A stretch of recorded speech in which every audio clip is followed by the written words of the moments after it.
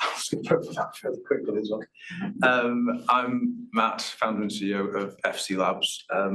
Mark and Nathan have made it sound a little bit like I'm just going to talk about myself and what we do for 20 minutes. I'm not actually. I've got a stack of notes here on loads of other cool innovation and technology in the safety and well-being space that can tackle these problems. And I think something I'm going to struggle not to focus in on is the fact that there's, how many people are here today? 120, 150. We've got 4 people who aren't related, well, I'm literally related, but associated with the people who are on the stage. And I think that is, to me, we talk about making the invisible visible. That makes the problem visible to me, is that there's 4 people interested in something which can not just do the right thing, keeping people safe and well, but tackle some of the biggest problems that are facing the construction sector, some of which the guys have mentioned already: productivity, skill shortage, tiny profit margins, the cost of rework. These are big problems. I'm not from the construction sector. The slide previously, I used to run a marketing agency. It's a long story. Grab a beer later, I'll tell you about how I went from running a marketing agency to being the founder of a wearable neurotech company. But it was really to do with identifying a problem which people appreciate is there. They know it's there. Again, like the guy said, this isn't new news, but it feels like I like to see the best in people. I do not believe that anyone in construction wants people to be hurt or killed, physically or mentally. I just don't believe that. On an individual basis, nobody would be happy that that happens. And safety, well-being is prioritised. There's CEOs in videos on the homepages of websites, but as the reality, as you guys will know, is very different as you get closer to the site, basically. And that's something which we want to try to change. These guys want to try to change. And you lucky people, I'm going to try and whiz through this, get straight to, if you don't mind, at the end, a chat, as Nathan said. It's with kind of such a small audience, a Q&A doesn't really seem appropriate. But we, as a startup with frontier technology, very new, we are used to taking on people literally one by one and showing them why this is important. And it feels like we need to do the same thing with construction, to be honest. So Nathan and I have spoken about it. If needed, we will go around the country and we will sit in boardrooms and we will talk to people one-to-one about this until we make a change. Nathan's organisation is a charity. FCLabs isn't, but you cannot help but become passionate about this and somewhat purpose-led, because there is a big problem and we want to try to solve it. That has absolutely nothing to do with what I was originally going to say, but I think I had to. I'm going to focus in on some of these numbers, which hopefully start to reinforce why this is important, why it's not just about keeping people safe and well, and the fact that there is a problem that to an outsider, I'm not from the sector, as I say, and this was reinforced by UK Construction Week 2 weeks ago, and my eldest daughter has just started to work with us, and she came along, and seeing it through her eyes as well was quite, it kind of brought it home again. She was like, where's all this stuff about the people? Like, there was a couple of stands about training. There was something like a fall from height, a clip-on, a fall arrestor, bit of kit. But that was it. It was all panels and bricks and plant. It's cool, it was great. Everybody loves looking at a tractor. But she was like, well, it's just people. It's like it's one of the biggest employers in the country. It is all about people. We're an AI company, and there's a big, can people have seen the images on LinkedIn and so on? AI could not build that building. It can help design it, but it can't build that building. It takes people. It takes men and women on the ground, getting dirty, doing dangerous jobs, and that is never, ever going to change. There's a place for automation, but there will always need to be people in construction, and it will always need to be a lot of people. So it does somewhat baffle me why, given that there's all this data, why it doesn't seem more important, to put it bluntly. So hopefully some of these stats. So 40% of construction workers see accidents as unavoidable. That's horrendous in itself, to go to work and expect to be hurt at some point. It's scary. This is quite a polite way of putting it. We've heard slightly different language, but nearly half believe that their employers could be doing more to improve site safety. I think, as I say, that's a somewhat polite way of putting it. 41% have had to work in unsafe conditions. Again, I don't really go looking. I'm sure there are people in the charity sector, for example, who get far more of this than I do. But I've had, again, on LinkedIn and social, messages back and forth with people in the sector. Very senior chap just earlier this week, senior project manager, big engineering construction company, who is kind of at his wit's end because he has been asked to do things that he's not comfortable with. He's seeing things that he is just not comfortable with. So unsafe conditions are not unusual, unfortunately. 40% sometimes feel unsafe at work, and 78% have been in workplace accidents. The numbers of incidents, the number of fatalities in particular, are at best static, at best, and have been for nearly 15 years. Most recent numbers are up 5% in terms of fatalities on the previous 5-year average. So there is definitely room for improvement. Something which tends to bring it home, and I did a presentation at UK Construction Week with this number, and honestly, the number of people who put the phones up taking a picture of this, I was like, how do you not know this? This is a big number. Why is it a surprise? £2.75 billion, so that's nearly £1,250 per worker, cost of mental health related absenteeism. Presenteeism, absenteeism obviously reported, presenteeism isn't. It's difficult to measure, so it's difficult to manage. That's part of the problem. As the guy said, it's part of what we help with. Presenteeism is estimated to be about 5 times that. These are massive numbers, and when profit margins are already so low, there's a productivity crisis, there's a skill shortage, all of these problems. Just fixing this. So again, it's like it seems like a no-brainer to me. So commit to wellbeing. We are all part of that. That's why we're here. Would love all of you guys to join. What we're about is exploring some of this technology I'm about to show you. We would like to talk to contractors about trials. We want to understand your problems. We're kind of like free consultants, basically. We're doing this voluntarily. It's not entirely unselfishly. We are trying to promote what we're doing too. But our job as kind of founding members of this Commit to Wellbeing group is to help the sector as a whole. And I've, as I said, got a raft of notes on some of this technology I'm about to show you. If you are interested in any of it, talk to us. It's our role here to explore it. If you want to do a trial, then we can maybe collaborate, get people together. If there's any costs, we can share them. All of that good stuff. That is what Commit's about, and it's what this wellbeing group is about. So we want to do more of that, basically. The mental health and wellbeing side, which I won't specifically focus on in this, it's a big part of what we do. The key thing, which again the guys picked up on, it is one of the biggest challenges in society, not just in the construction sector, of our time. There is a mental health crisis. It's having a massive impact on productivity, on long-term health and well-being, on society in general.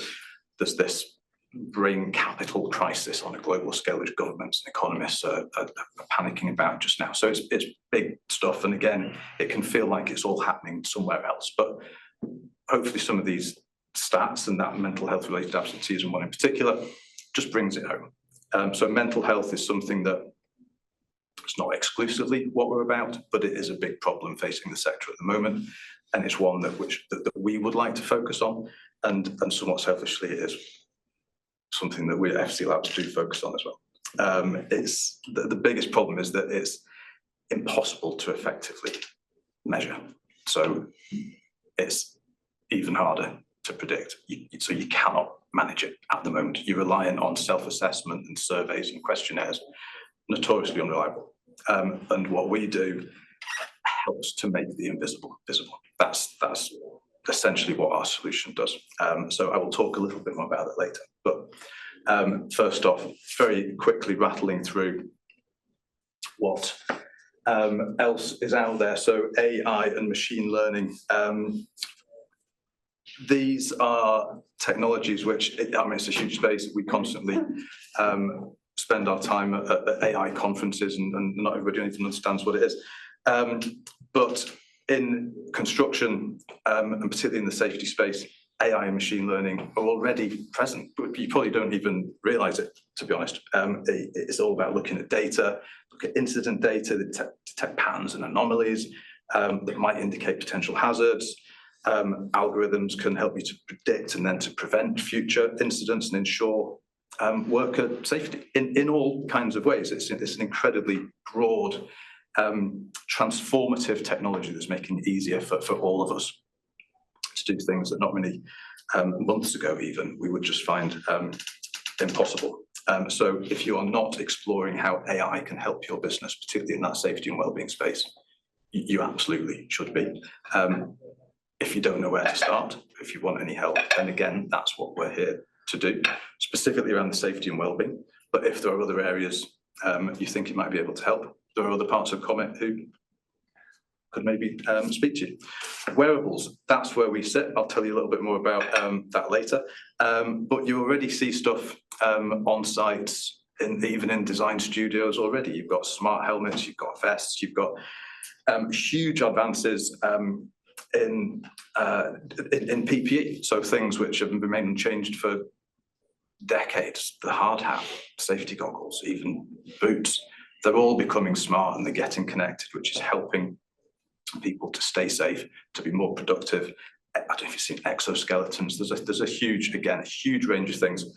Too many to go into here.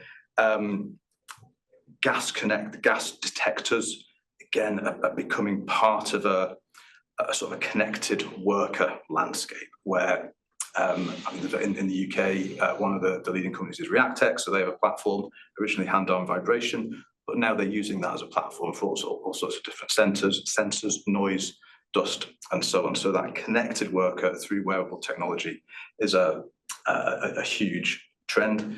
Drones, there's an entire group at Comet on drones.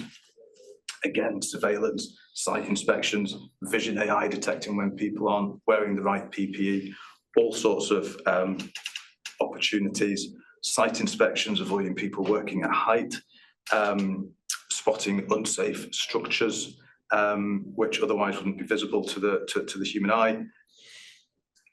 If you're interested in drones, entirely separate group, but again, if it's specifically around safety, then it's something which we can talk to you about as well. Virtual reality. Don't know if any of you have used the units that are in that room next door, the little next door one. Amazing. They've got the Apple unit, they've got the Meta unit. It's mind-blowing. It's not perfect. It's heavy. It's a bit cumbersome. You kind of can't imagine using it on a site at the minute. But from a training point of view, so taking people through hazardous environments, training them on high-risk tasks before they then have to actually go and do them. They're used a lot in the military.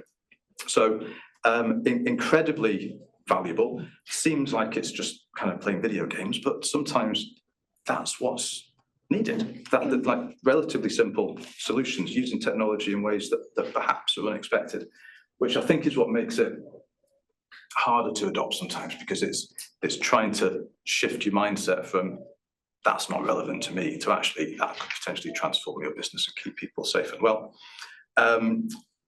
Advanced protective gear, we kind of already touched on in terms of the wearables, all sorts of advances here.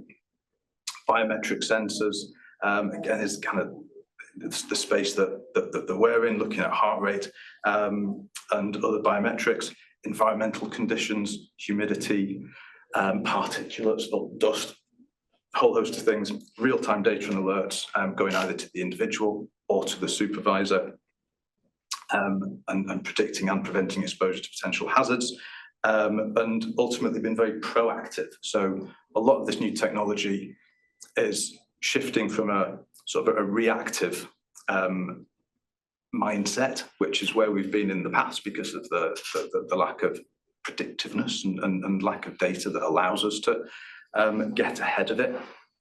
Nowadays, with wearables, with sensors, with IoT, which I think is later in these, and AI, it's much easier to be far more predictive. Smart safety signage, simple, particularly in warehouses or on sites. It responds to conditions. You can change notices depending if it's a weather hazard, if it's a particular time of day, particular shift, particular tasks happening. Again, it's simple.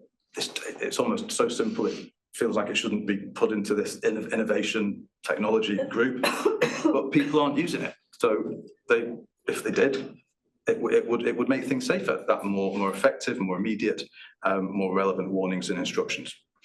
Predictive analytics, again, the power of AI coming to the fore here, looking at historical data to forecast potential future accidents, really helping to identify areas of high risk, target interventions, very conscious that construction, it's that productivity challenge.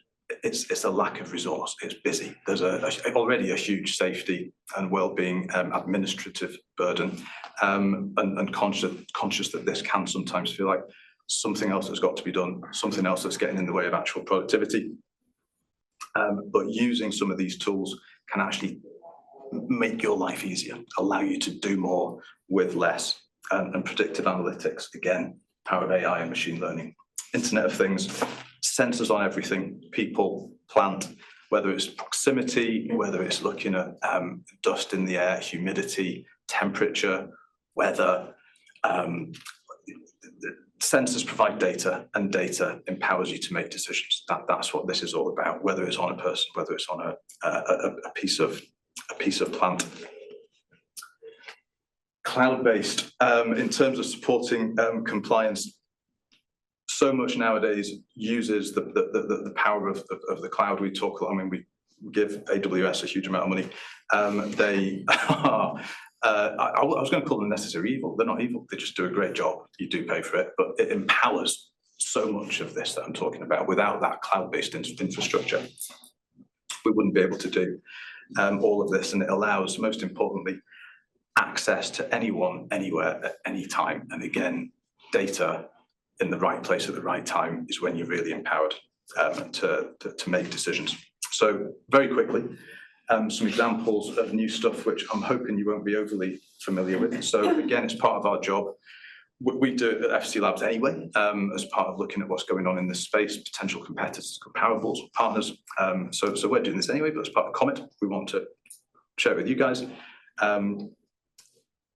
Audio safety, 2019 multimedia app, provides comprehensive work safety instructions, not just in Italian, to various formats, and ensuring accessibility to workers with different preferences and literacy levels. And it covers a huge range of safety areas, from forklift driving to cleaning windows. So very broad. Builty. So this is a software platform for the evaluation and monitoring of building and infrastructure safety, including things like bridges and viaducts. It identifies potential risks and prioritizes necessary interventions and reduces risks, which is obviously a crucial element in keeping people safe. Distran, a Swiss company. This is an ultrasound imaging camera, so it provides innovation in detecting gas leaks. So again, quite niche, but hugely important in terms of safety of people on site. Space bands, this is closer to what we do in terms of a wearable. which collects both environmental data, location-based data, some biometric as well, and provides, much like ReactTech and Fatigue Science, various others, a huge array of insights into hazard exposure, provides PPE reminders, allows certification checks, huge number of things. And I think that integration and interoperability, because nobody wants multiple apps and dashboards and devices, it just makes life harder. So things like Builty, similarly with ourselves, integration, interoperability, absolutely crucial. And then LumiLook, which is a Polish startup. This is Vision AI and uses existing CCTV cameras with some very clever AI and machine learning technology behind it to identify risks this is a kind of a warehouse example. And it can be anything from somebody who's out with a safe area, or somebody's not wearing PPE. They can be trained to detect and alert to all sorts of different risks.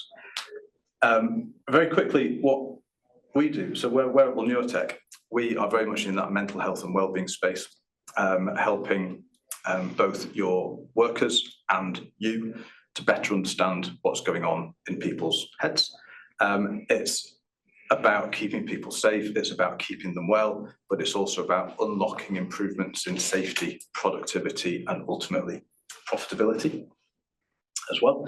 So we have two options currently for monitoring what's going on in the brain. We use near-infrared light to look at the prefrontal cortex. Can explain, well, in fact, Andy could explain more about the science when I tend to hand over. But we're looking at what's going on in the brain. We can either use our own wearable, which attaches to any headgear, including hard hats, or we can use wrist-worn devices as well, because we're looking at blood flow in the brain. Heart rate is part of that. So wrist-worn devices provide not quite as accurate, they're not giving us as much data, but they do give us insights into what we call brain fitness. So we are not specifically saying we're looking at mental health or well-being or focus or attention. This is much more of a general wellness, and deliberately so. It makes it more accessible. We remove the stigma of talking about mental health and well-being. We found, for example, a construction company down in Essex, and when they first started using this, within hours, they're talking about their brain fitness and they're getting competitive and comparing their scores. And it's just like they're talking about their mental health. And there's entire, you're probably all familiar with Get Construction Talking, the Procore and B1M campaign. Pretty much everything you see around mental health, whether it's Lighthouse or Get Construction Talking, Construction Sport, charities like that, the main message is we need to talk more. We need to share. You need to tell somebody. You need to. That's great. And yes, we do, but it is unlikely to happen, and certainly not at the scale that we need to move the dial. We kind of take away the need to talk, actually, but we prompt talking about mental health and well-being in a different way, but we also provide objective data. And this is what Mark was talking about. You kind of know there's a problem, but you can't really see it. It's invisible. You can't put a number on it. You don't have data other than you know it exists. We literally put a number on it. So we provide both the individual and the worker with what we call your core score, which is a measure of the fluctuation in your brain fitness, the state of mental health, cognitive ability, and brain health. And it goes up and down all the time for all sorts of reasons: stress, anxiety, lack of sleep, air quality, heat, cold, all sorts of reasons. And we put a number on that, which allows you to measure and to manage it. We have trials live now, including the Galliford Try. In those trials to date, we've found that 78% of users have adjusted their behaviour. In most cases, that's been getting more sleep or getting more exercise, or been more aware of when stress is a factor and learning how to better manage it. So they have adjusted their behaviour based on their increased awareness of their brain fitness, and their brain fitness has subsequently improved. And most importantly, 100% of users are comfortable with sharing their data, how it's been used and how it's been stored. What we've found It used to be our biggest concern, to be honest, that this is Big Brother. This is tracking and monitoring and a way for your employer to get the maximum amount of productivity out of you. And as an employer, it is all about improving productivity and reducing costs and increasing profit margins. But it's doing that by keeping people safe and well. Keeping people safe and well is good for the bottom line. That's the key message from this. And the end user, the worker, wants to be kept safe and well. Going back to that earlier slide, they know it's a dangerous job. They know they are highly likely to have an accident. Most of them don't think that their employer is doing enough to keep them safe. Most of them, I said I kind of put in that politely, most of them think their employers just don't care, basically. And I'm sure you've all spoken to people who have that same opinion. So from a business point of view, it's good for business to keep people safe and well. That is my final message. We can help as FCLabs. All of those other technologies could potentially help you as well. And we as the Commit to Wellbeing group want to help you explore. We want to help the rest of the sector. So really, with the kind of 4 of you in the room, we need you to help us to help everybody else. And that's, I feel like we should actually pull the chairs in a little circle.